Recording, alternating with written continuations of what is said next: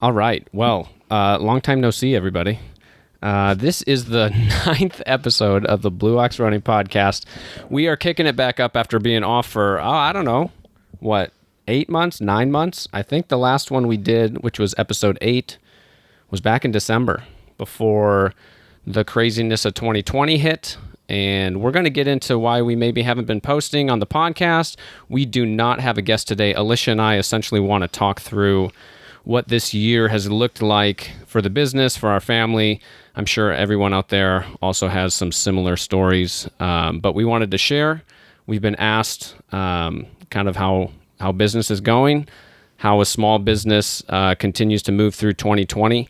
And for me anyway, it's a good time to just process, even though we're still in the middle of the craziness, what's really going on. So it is September. We're going to get into it. But Alicia, before we get to the theme music, what t-shirt do you have on, and why do you have it on, and what are your single word descriptors of how your day and your how your running is going? That's a lot of questions. I know. I like to just make things too complex, per usual.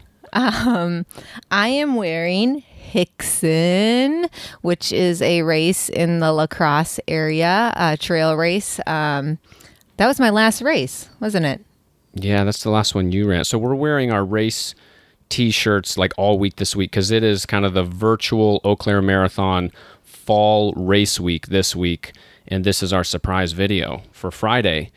Alicia has the Hickson. What did you run, the 25K last year? Yep, I ran the 25K with my brother, which was so fun. It's probably one of my most memorable races ever. Yeah, good. That's actually probably a good tie to the last episode we had. We talked about Hickson. We talked about wrapping up fall running with trail transformation. The shirt I have on today is Stop the Traffic by the Justice Run. Is one of our favorite events in town, especially for the good work they do with human trafficking. And give me the single word that describes your running right now. People haven't heard from you in decades and decades. Oh, yeah. And I mean months. They can't wait to hear my word. Let's go.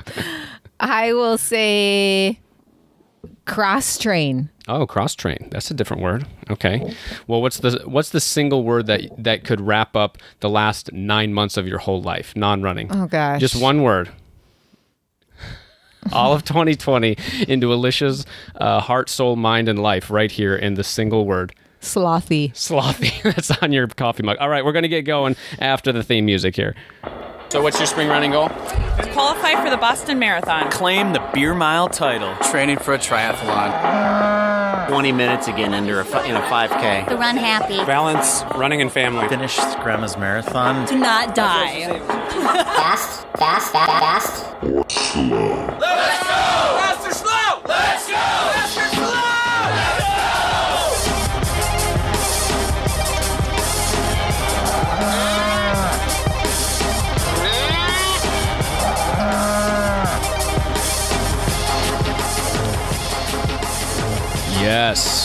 Yes, fast or slow, let's go is still our theme. We're still going to talk about running on this podcast. We're still going to talk about our personal lives.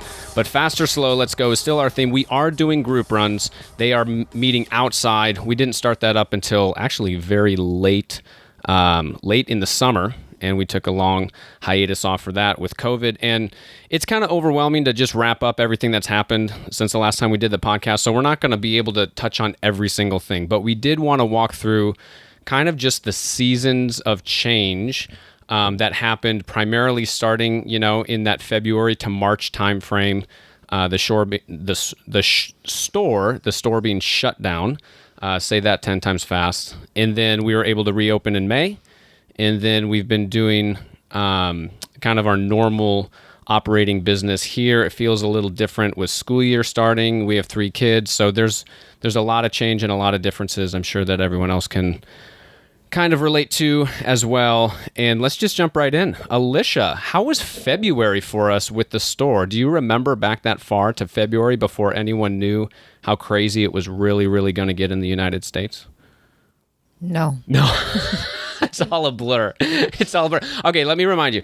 February was a leap year this year, so there's 29 days, and no one else really cares about this but me. It was a cool February because 29 days, which means we actually had 5 Saturdays in February because it started, the 1st was on a Saturday and the 29th was on a Saturday. So we will not get 5 Saturdays, which is good for retail, on a February for another 28 years, right? Another 28 years we'll get 5 Saturdays. So our February, spring came a little early with weather, and we were crushing as far as not just sales, but like people were out.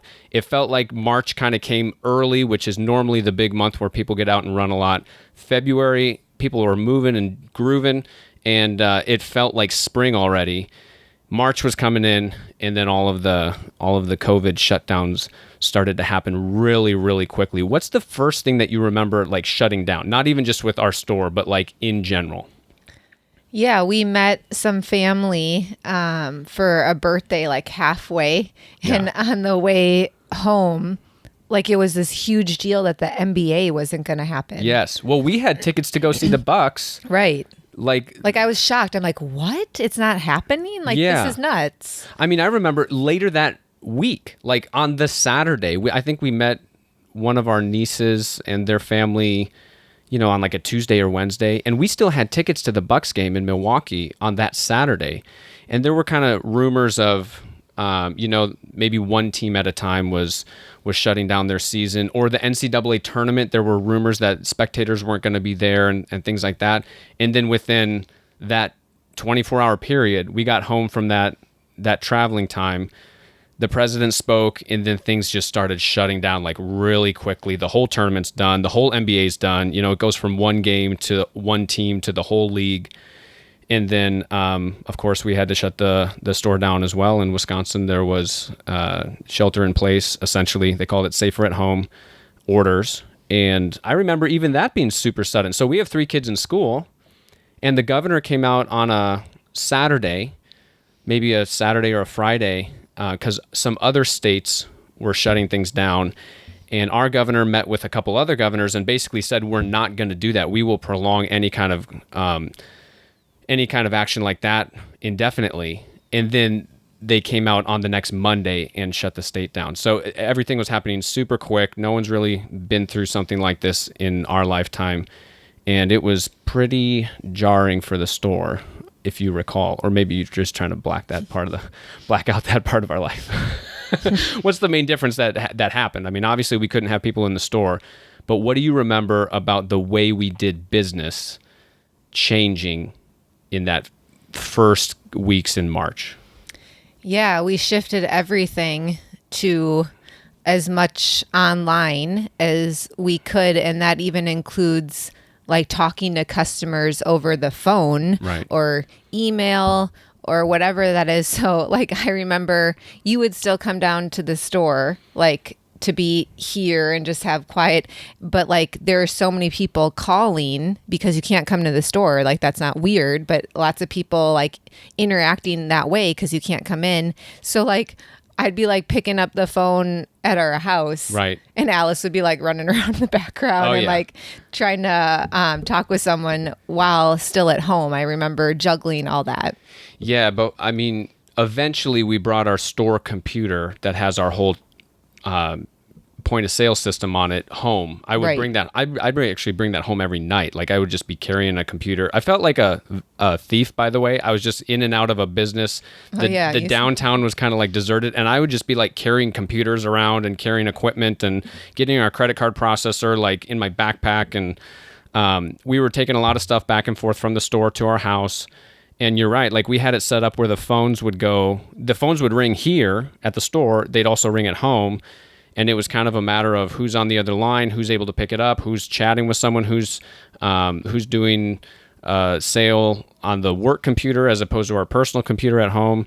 And sometimes you would be helping someone at home, but you really needed to know stock or really needed to know something at the store, and we'd be texting in the background. It was craziness. Mm-hmm. It was craziness. We also hired 2 employees a little bit before this time, so they were kind of thrown into the deep end.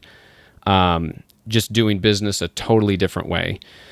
So, I mean, it's certainly not all doom and gloom as far as that first month, because it really made us, it made every business that I've talked to really comb their process and see what really needs to stick around and what's just kind of there because it's the way we've done business before. So we've had a decent amount of change. It's made us look at our process. It's made us look at how we do things. And it was super stressful and just a lot of work to do. But it was, I can see now coming out the other side of it, we've kept a lot of good stuff. Mm-hmm. I mean, primarily our online store, like we had to set that up. It kind of felt like we started a business all over again. But that's just kind of the business side of things. We don't need to dwell on that too much because we have been very blessed, very fortunate to kind of get through that weird 8-week period where we had tables out on our sales floor with all these different categories of curbside pickup. We deliver some every Friday. We had shipping. So it was just a totally different way to do things. We're trying to wrangle all the customer communication into one channel. And we've kept that channel alive to where all of our employees and ourselves can kind of interact in a different way. So that's been helpful. Hopefully the business owners out there can resonate with some of the good changes they've had in 2020, even if it was kind of forced upon them. But what have been some of the personal changes during that time? I mean, we've both had a situation where all 3 kids were going to school and now they're all home. And then this fall, they were all going to go to school, and now they're all kind of different. One of them goes 4 days a week, and 2 of them go 2 days a week. How would you describe how different that springtime was from just like traditional summer, where we have the kids at home? I mean, that's not new to us. But what was different about spring? They still had school, but not really. Yeah, they still had school. We try to be really flexible with that because we have a business, and I know not everyone has that flexibility. So sometimes they'd come down here with us, or one cool way to involve them in the business is that they would do the deliveries with us, and they would like help get them set up here. We even did thank you cards. They did thank you cards as like their art for the day. Yes, just for something different to do, but that wore off real quick. Like, Mom, do I have to write Blue Ox Running again? I've drawn the same Blue Ox 20 times. I'm done with the Blue Ox Running cards. Sorry if you didn't get a thank you. If you were one of the later deliveries. That's right. In that like was one of the later deliveries. May or something. But yeah, we made the most of it. My biggest thing to say about it is it's easy to get like really down about it. I actually think even more now than it was in the spring. Like I felt like it was something new. We just got to do this. Like, let's make this fun. Whereas like now I feel like it's like, how much longer is this going to go on? Like, this doesn't feel like how school should be. At least that's how my feelings are. And so at the end of the day, I'm just like, I can get down about it, but I'm just like, this is it. Like, I can't change the situation. So we just still have to go with it and be positive for our kids. Like, obviously they feel everything we feel. And so like, if we're all down about it, they feel that. So we just, I think both of us try to make the most of it, even though if I'm just speaking truth, like it's not ideally what I would want to be happening, of course. But yeah, I mean, I don't think anyone foresaw. I remember listening to a podcast where someone was talking about, I mean, this was back in March when no one knew if things were going to shut down for 6 days or 6 weeks or 6 months. And now we're beyond that 6-month part right now, as far as things not being totally back to normal. But as far as someone mentioned, this is not going to be like a 1 or 2 week thing. We're going to get into this season of COVID, just like you go into a season of kind of doing things differently for the winter. You know, you got to bring out the snowblower and you got to be aware of things not being available, like the trail system for running, or slick roads. Like that's a season of the year. That's 2, 3, 4 months, maybe more like 5 or 6 months around here or in Canada. But that was a reality check for me that it's not going to be a 1 or 2 week thing.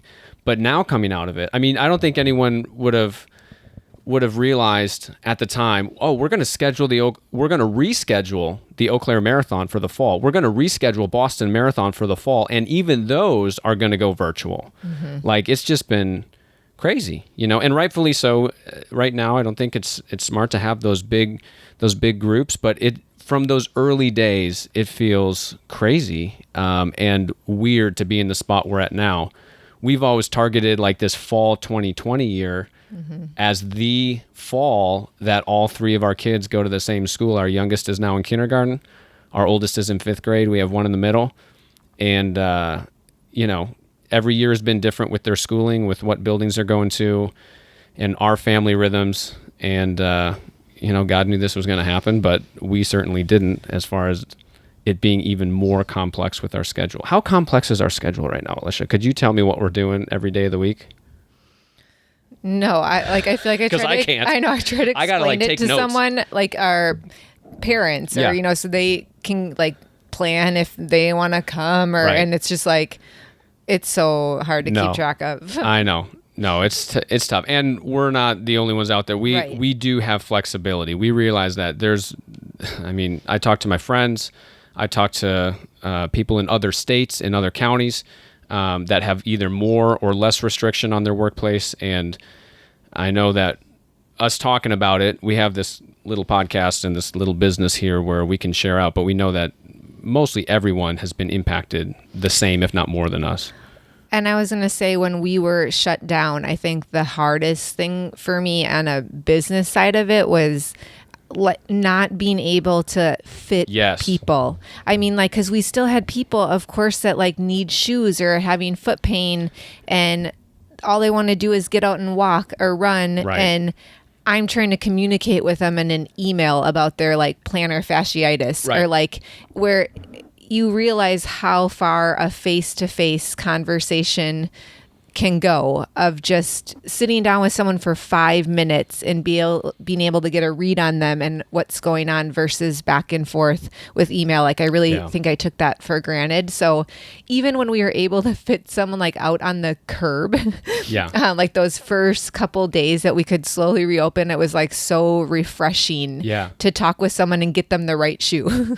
Yeah, I felt like the way we were doing business was so complex because there were so many interactions, and they were all virtual, where you don't realize how many interactions, and I don't just mean like you have a time of the day where you have a conversation, but how many decisions you can make in real time when you're face to face with someone. I mean, and fitting shoes is one of those things. I mean, I see that maybe we need to bring out the wide width. Let's try the wide width. And that might not have come to either one of our minds unless I'm looking at it, or I feel for the toe and we need to go up a half size because this model is running big this year or down this year or whatever. And all those little things that we can help people with, and the feedback that people give us, and they can bring in their old shoe and show us like that all. There's probably 20 to 30 different inputs and variables that we're working with to find, maybe 6 or 7 different shoe combinations. But if all of those 20 to 30 different inputs turn into texts and emails and Instagram messages, it just is overwhelming to get the right thing at the right time. I remember even like calling, if they gave their number, like we were chatting or whatever online, that I would just call them because it would be so much easier for me, even though I know maybe not everyone prefers that.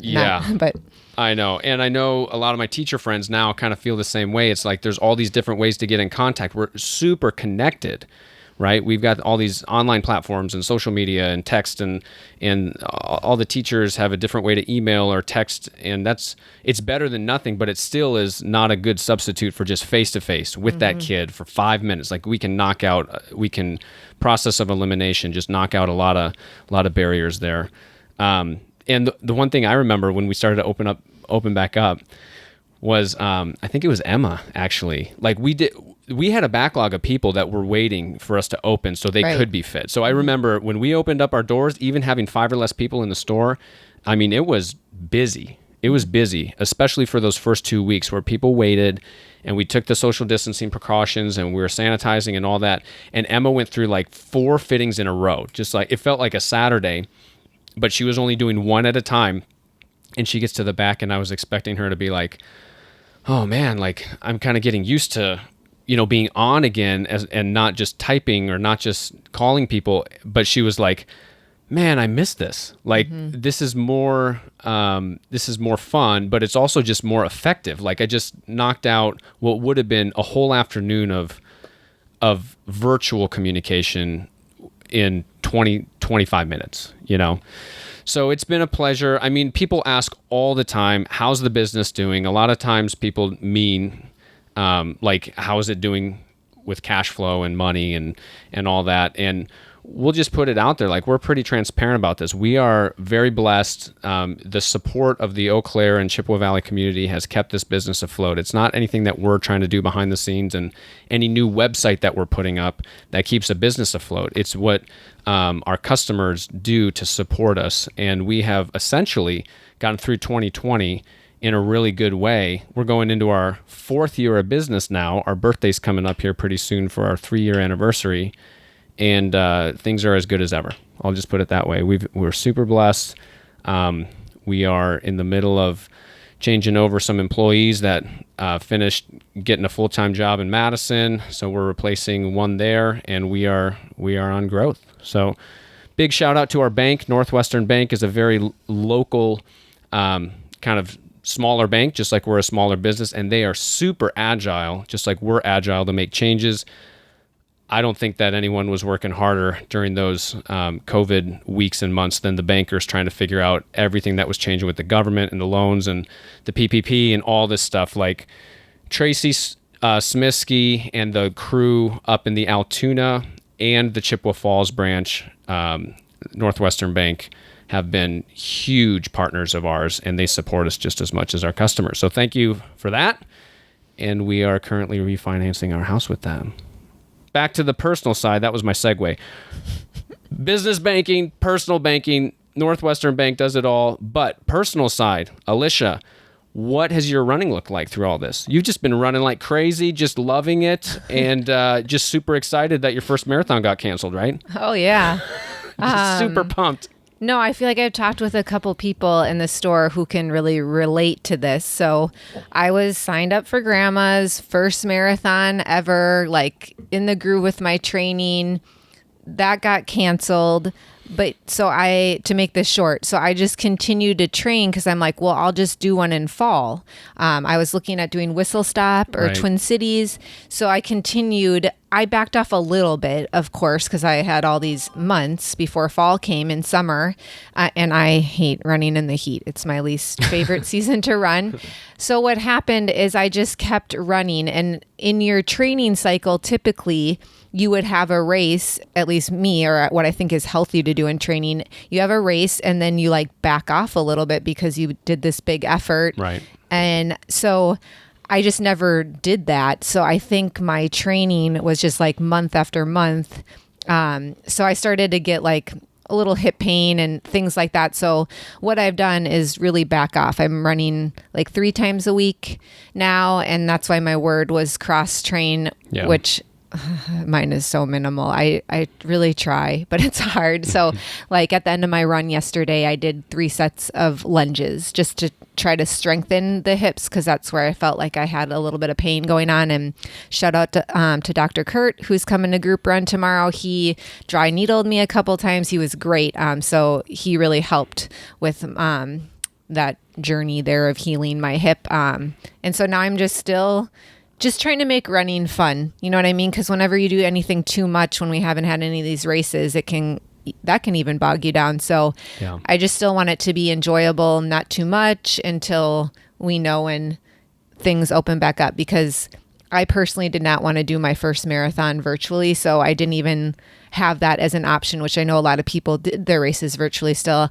It just wasn't for me. That's not how I wanted my first marathon to be. Especially your first one. Right. Like that's uncharted territory. You want to do well. You want to kind of have that. It's a different experience. Virtual races are great. And I've actually seen a lot of people really enjoy them because they get to pick their day, their good weather day. They get to have, their fluids and people support them in different ways on a bike or something like that. So it's just different. It's a different, It's almost like it's not a different sport, but it's a different event. It's a time trial.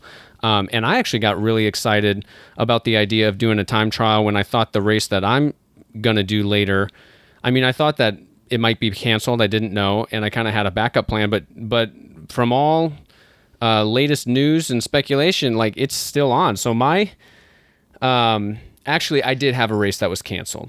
It was in the summer more. I was going to run the Afton 25 again, the trail race, but I was like, I'm never doing that again. well, last year, I actually had a plan not to really do any big racing build-up for the spring or summer of 2020. I was just going to take it easy. Alicia's going to do Grandma's Marathon, support her a little bit more, and just kind of give my body a rest. And little did I know, I kind of saw into the future, or I just got lucky and didn't have anything planned for these seasons that everything was shutting down. So I wasn't too affected as far as like my personal goals and stuff. But this fall, the 2 races I'm signed up for are still happening. In 2 days, I'm running the Berkey. Actually, it's going to be in 1 day because we're going to drop this on Friday. So tomorrow, on Saturday, I'm running the Berkey Half Marathon. There's no spectators. They've changed the course. There's all these interventions. But I'm just excited to get the wheels turning again, knock off some rust. And that'll be a kind of a tune-up race for the Door County Fall 50 Road 50 miler. And if that doesn't happen, I'll do a time trial or something. It's just kind of weird. Adam's like, you can bike it with me. I'm like, bike 50 miles? Like, yeah, just come out and bike it with me. Or just get on we'll get a moped. I'll support him in some way. Yeah, in some way. You'll pray for me. All right. I think we're going to wrap it up because we don't pretend to have too different of a situation. We wanted to hop on the mics. We do want to keep the podcast going, by the way. We are going to have guests. We want to get this going. It's been a crazy, chaotic time of uncertainty. Our business rhythms have totally changed. Our way of doing business in the store has not changed. We still do the gait analysis. We still have our full line of products. We have way more in the store than what's on our website. We will get our website cranking with more SKUs there, but you can always call. You can always email it. You can always just stop in during our normal business hours, and we are here to help in the same ways that we were there before 2020 happened. So anything else, Alicia, you wanted to shout out to the herd? Woohoo! Woohoo! That's our shout out, okay? We're going to shut it down with the outro, and everyone have a safe 2020. Go get them in your virtual Eau Claire Marathon, half marathon, 5K this weekend if you're going to do it through the rest of September, and we will be moving into October and the fall and gasp the winter running season soon enough. Everyone have a good week. Bye-bye. Fast. Let's go!